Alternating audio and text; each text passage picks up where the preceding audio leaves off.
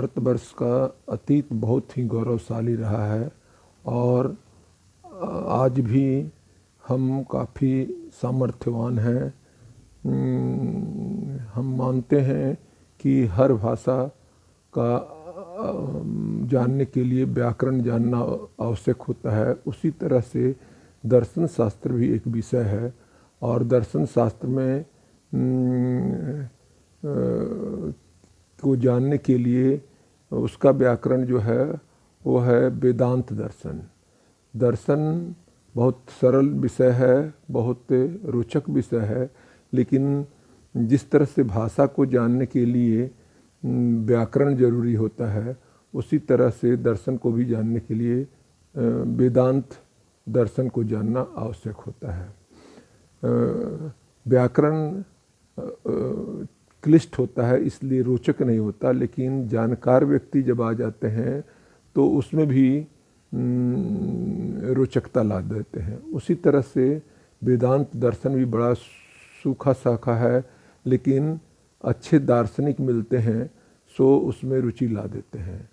अब वेदांत दर्शन का एक छोटा सा दृष्टांत यहाँ देना चाहेंगे, जिसको कहानी के रूप में इसको ठीक से समझाने के लिए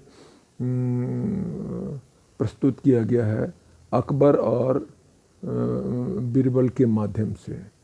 अकबर एक बार बीरबल से बोलता है कि तुम बहुत पूजा पाठ करते हो, तुमको 3 प्रश्नों का जवाब देना है, अगर दे सकोगे तो ठीक है, नहीं तो इसके बाद से आपकी पूजा पाठ बंद कर दी जाएगी। कहा, पहला प्रश्न था कि भगवान है कि नहीं, भगवान को कैसे पाया जा सकता है और भगवान करते क्या क्या है। अकबर से बीरबल ने कहा कि ये प्रश्न तो बड़े गूढ़ हैं, इसके लिए हमको कुछ समय चाहिए।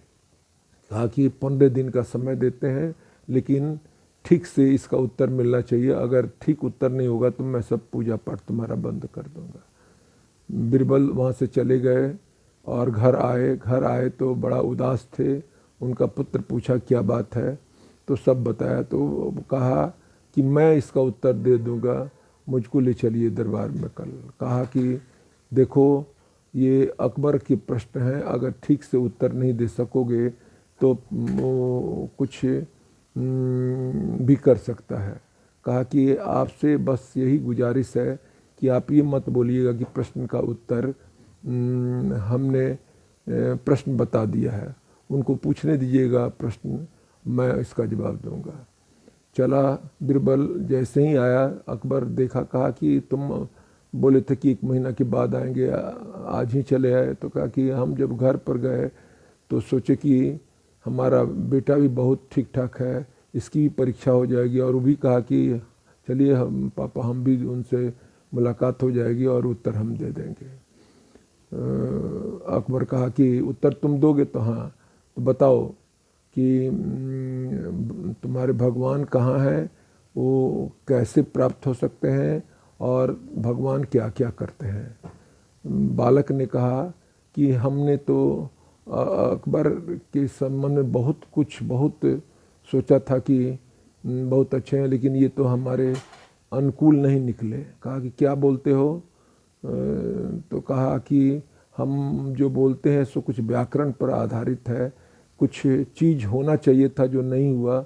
हम जब आए थे तो प्रश्न का तो उत्तर देते ही, लेकिन बीरबल के बेटा है तो आपके भी बेटा कहीं समान है, आपको हमको पहले पूछना चाहिए था कि कुछ खाओगे और उसके बाद से प्रश्न करना चाहिए था। कहा कि ये तो भूल हुई, क्या खाना पसंद करोगे? तो कहा मैं दूध पीना पसंद करूँगा। तुरंत ताली बजाए और थोड़ी देर में एक कटोरा में दूध आ गया। उसके बाद से बीरबल का बेटा पी ही नहीं रहा है, उसमें उंगली से खोज रहा है। खोजते खोजते अकबर थोड़ी देर के बाद से बोला कि क्या खोज रहे हो? तो इसमें हम घी और पनीर खोज रहे हैं। कहा कि पनीर ऐसे मिलता है, पनीर के लिए उसमें नींबू छोड़ना पड़ता है, तब जाके पनीर मिलेगा। तो और उसी तरह से खोआ के लिए उसको जलाना पड़ेगा तब खोआ मिलेगा, ऐसे थोड़े मिल जाएगा। कहा कि आपके 2 प्रश्नों का जवाब हो गया। कहा कि क्या कैसे, तो कहा कि दूध में पनीर दिखाई नहीं पड़ता है और खोआ भी नहीं दिखाई देता है, लेकिन उसको उपक्रम कर दिया जाए तो अदृश्य पनीर सदृश्य हो जाता है और दूध से खोआ भी निकल आता है। सो नहीं दिखाने के कारण पनीर के अस्तित्व को अस्वीकार नहीं किया जा सकता है, खोआ के अस्तित्व को अस्वीकार नहीं किया जा सकता है। उसी तरह से भगवान सब जगह है और भगवान को प्राप्त किया जा सकता है विधि के द्वारा। तो कहा कि हाँ, 2 तो प्रश्न के उत्तर ठीक ठाक लगे। तीसरा बताओ। कहा कि तीसरे प्रश्न का उत्तर देने के लिए हमको ये चाहिए कि आपसे संबंध कैसा है, कैसा हमसे संबंध रखते हैं, पिता पुत्र या गुरु शिष्य या छोटा बड़ा। तो कहा कि नहीं, तुम्हारे 2 प्रश्नों के उत्तर से हम बड़ी संतुष्ट हैं और तुम इसका उत्तर ये मान कर दो कि तुम गुरु हो और हम शिष्य। फिर बीरबल का बेटा बोला कि कैसी परंपरा है कि गुरु खड़ा है नीचे और शिष्य राजगद्दी पर से बैठ के प्रश्न कर रहा है। कहा कि वो गलती हो गई, वो नीचे उतर आया। उसके बाद से बीरबल का बेटा बोला कि यही भगवान करते हैं, ऊंचा को नीचे, नीचा को ऊंचा, गरीब को अमीर, अमीर को गरीब, दुखी को सुखी, सुखी को दुखी, यही हमारे भगवान करते हैं। तीनों प्रश्न से अति खुश हुआ और अकबर के बेटा को अकबर बीरबल के बेटा को बहुत आदर सत्कार से विदाई कहा और बीरबल को भी बोला कि तुम्हारा बेटा बहुत ज्ञानी है। तो ये दर्शन शास्त्र के ये प्रश्न जो था सो वेदांत का था और अच्छा समझाने के लिए इसको किस्सा कहानी से कहा गया। वेदांत दर्शन जो है सो दर्शनों का व्याकरण है। भारतवर्ष में एक से एक दार्शनिक हुए हैं, जिसमें विवेकानंद का नाम लिया जा सकता है, जिन्होंने शिकागो में धर्म सम्मेलन में कितना अच्छा अपना पक्ष रखा था। उसी तरह से रामकृष्ण परमहंस, सुभाष चंद्र बोस और सब लोग जो हैं दर्शन के जो मर्मज्ञ विद्वान हैं, वो शंकराचार्य, ये सब का नाम आता है। अब आज हम भारत के मूर्धन्य विद्वानों में जिनका नाम लिया जाता है, शंकराचार्य जी के बारे में प्रकाश डालेंगे। शंकराचार्य भी धर्मशास्त्र और वेदांत के प्रबल विद्वान थे। इसी तरह गुरु शंकराचार्य के धर्मशास्त्र और वेदांत के प्रख्यात संत थे। आपका जन्म केरल के एर्नाकुलम जिले में कालंदी में नंबूद्रिपाद ब्राह्मण के घर हुआ था। आपके पिता का नाम शिव गुरु और माँ का नाम आरंभा और गुरु का नाम गोविंद योगी था। आपके पिता बहुत अल्पकाल में ही गुजर गए, अतः आपका संरक्षण माता के हाथों हुआ। जब आप बड़ी कुशाग्र बुद्धि के थे, 9 वर्ष की अवस्था में आपको पढ़ने के लिए जनेऊ के बाद भेजा गया। आप बहुत जल्दी 6-7 साल में ही सारे वेदों पर विद्वता प्राप्त करके आप घर लौट आए और उस समय जैन धर्म और बुद्ध धर्म तथा नाना प्रकार की कुरीतियाँ फैली हुई थी। आप कुशाग्र बुद्धि के थे। आपने अपने माँ से कहा कि आप सन्यासी होना चाहते हैं। माँ ने रोक दिया। फिर आप एक दिन नदी में नहा रहे थे, आपको मगर पकड़ लिया और वो पानी में खींचते हुए जा रहा था, तो आपने माँ से कहा कि आप अभी भी बोल दीजिए कि सन्यासी में जाने की अनुमति दे रही हूँ तो मुझे ये छोड़ देगा। माँ देखी कि ये तो हाथ से निकला चला जा रहा है, बोली कि जाओ हम दे देंगे, और मगर छोड़ के चला गया। नदी जो बहती थी इनके घर से, उसकी धारा बहुत दूर थी। ये ऐसा कर दिए अपने योग बल से कि एक धारा इनकी गांव के बहुत किनारे से बहने लगी, जिससे माता को सुविधा हो गया। माता ने कहा कि मैंने तो कहा है कि तुमको सन्यासी के लिए छोड़ दूंगी, लेकिन मैं भी चाहती हूँ कि एक वचन तुम हमको दो, जब मैं मरूं तो मेरा दाह संस्कार तुम अपने हाथों से करना। शंकराचार्य जी ने कहा कि जरूर करूँगा, कहीं भी रहूँगा मैं अपने आप पता कर लूँगा और ये कार्य अपने हाथों से करूँगा। और इसके बाद से सन्यास में चले गए। इनकी माता बीमार पड़ी और उसका खबर गया, शंकराचार्य आ गए। शंकराचार्य उसमें उनका बहुत तेज़ी से आगे की ओर बढ़ रहे थे, इसलिए पूरा ब्राह्मण समाज उनसे उनसे बोलता नहीं था। माँ भी मर गई तो कोई भी आदमी सहायता के लिए नहीं गया। सब इस बात पर विरोध कर रहे थे कि सन्यासी फिर गृहस्थ आश्रम में कैसे आ सकता है। लेकिन इस सब को छोड़ छाड़ करके शंकराचार्य जी ने लकड़ियों को इकट्ठा किया अपने घर के पास ही, और जाके अपनी योग शक्ति से ऐसा कर दिया कि चल के फिर आई और चिता पर बैठ गई। और उसके बाद से अकेले ये दाह संस्कार करके पुनः चले गए। और वहाँ से ये नर्मदा के किनारे चलते चलते ओंकेश्वर पहुँचे, जहाँ इनको अपने गुरु से मुलाकात हुई।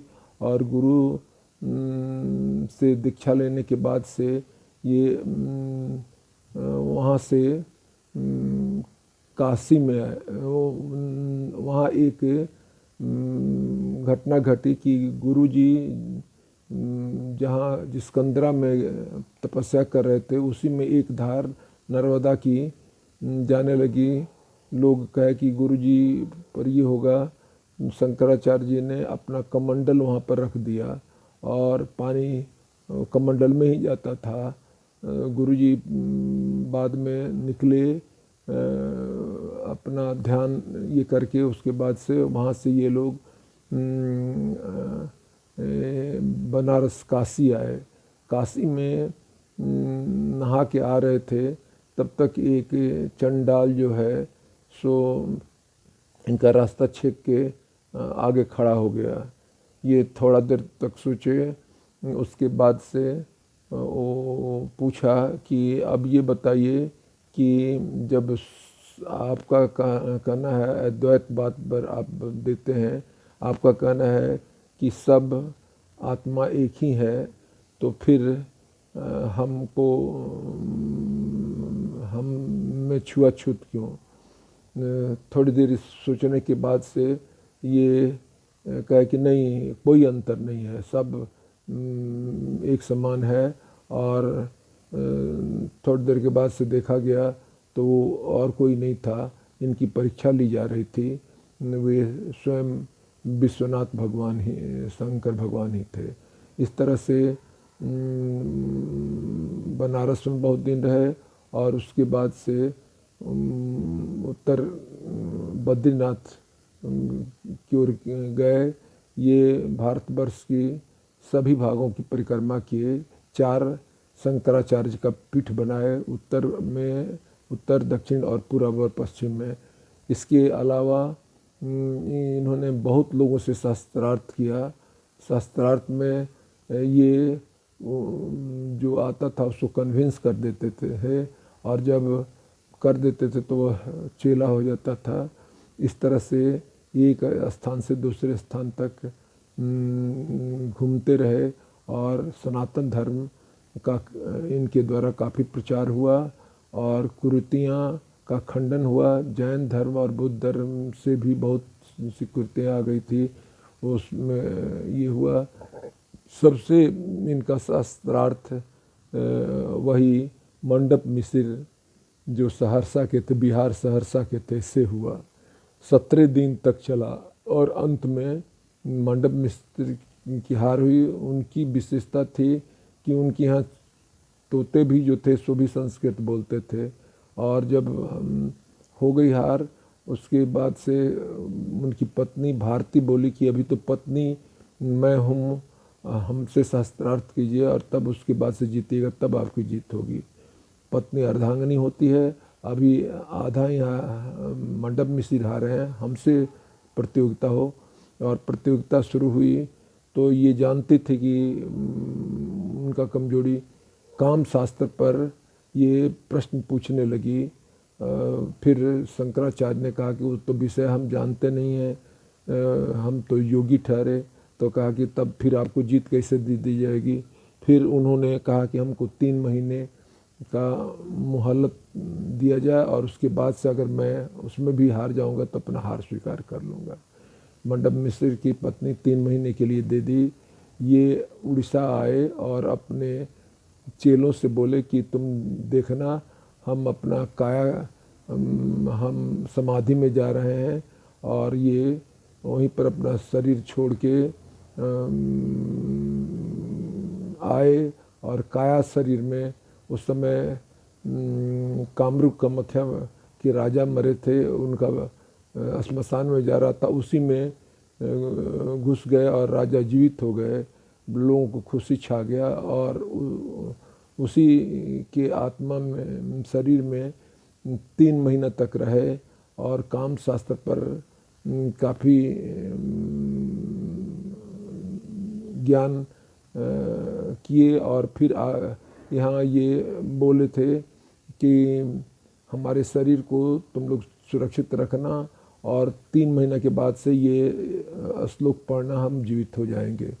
और इधर सब चीज़ तो ठीक ठाक, खुशी तो हो रही थी कामरूप राज में, लेकिन एक रानी जो है सो कही कि लगता है कोई दूसरा काया प्रवेश कर गया है, वो मार कर ली और बोली कि इसके शरीर को खोजा जाए, अगर उसको जला दिया जाएगा तो ये कभी नहीं मरेंगे। वहाँ से सेना चली खोजते खोजते। 3रे महीना में जब समय ख़त्म हो गया था और ये लोग जब उच्चारण कर रहे थे जिस पद को शंकराचार्य दे के गए थे, फिर उस राजा का अंत हो गया और ये अपने में फिर जीवित हो गए।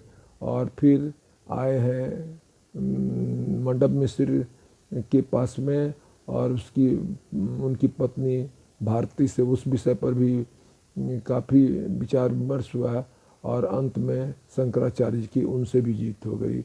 इस तरह से शंकराचार्य चारों ओर छा गए, लेकिन बहुत कम उम्र ही था। उनका उम्र मात्र 32 वर्ष का था। 32 वर्ष होने के साथ उन्होंने कहा कि आप लोग प्रार्थना कीजिए, और करते करते सबके देखते देखते समाधि में चले गए। शंकराचार्य ने जिन 4 मठों की स्थापना की है वो है ज्योति मठ, गोवर्धन मठ, श्रृंगेरी मठ और द्वारिका मठ। और ये चारों जो मठ हैं सो 4 धर्म वेदों से संबंधित हैं, और लेकिन चारों वेदों के अलग अलग जो विचार हैं उनका अर्थ गोस्वामी जी रामचरितमानस में जो लिखे हैं ये लाइन, उसी निचोड़ में यही आता है कि सिया राम मैं सब जग जानी, करहूँ प्रणाम जोड़ जुग पाणी। ये है शंकराचार्य जो बहुत कम उम्र में 32 वर्ष की अवस्था में, उस समय जबकि यातायात की सुविधा कम थी तब भी उत्तर से दक्षिण भारत का और पूर्व से पश्चिम चारों ओर घूम गए, शास्त्रार्थ किए और धर्म की सनातन धर्म के विकास में महत्वपूर्ण भूमिका निभाए। जय सिया राम।